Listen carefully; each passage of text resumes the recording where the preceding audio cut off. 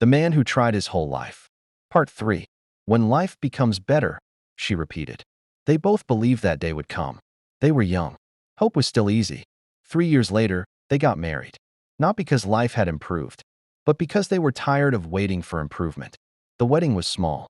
Plastic chairs, borrowed decorations, food cooked by neighbors.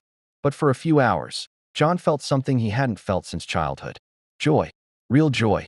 For a moment, it seemed like his life was finally beginning.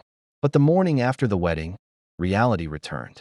They still lived in a single small room. The roof leaked during heavy rain. Money was always short, but they had each other. And sometimes that was enough.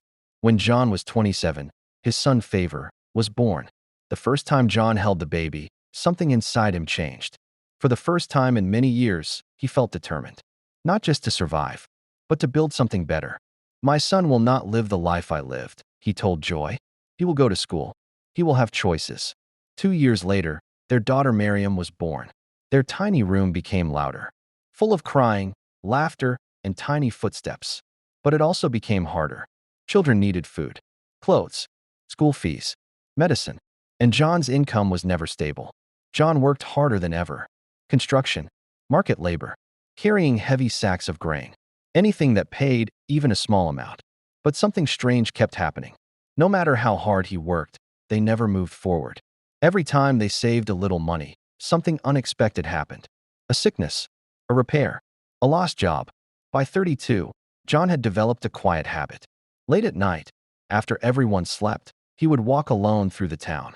He passed houses where televisions glowed through windows, families laughing, children studying. He wondered how some people's lives seemed stable. Not perfect, but stable. His life felt like pushing a heavy cart uphill forever, always moving, never arriving. At 36, John started coughing. At first it seemed like nothing.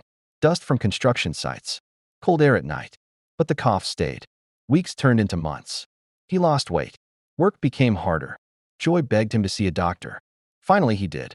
The doctor looked worried. "You need rest," he said. Rest. For a poor man, rest is dangerous. Rest means no work. No work means no money. So John ignored the advice. He kept working, because his children still needed food.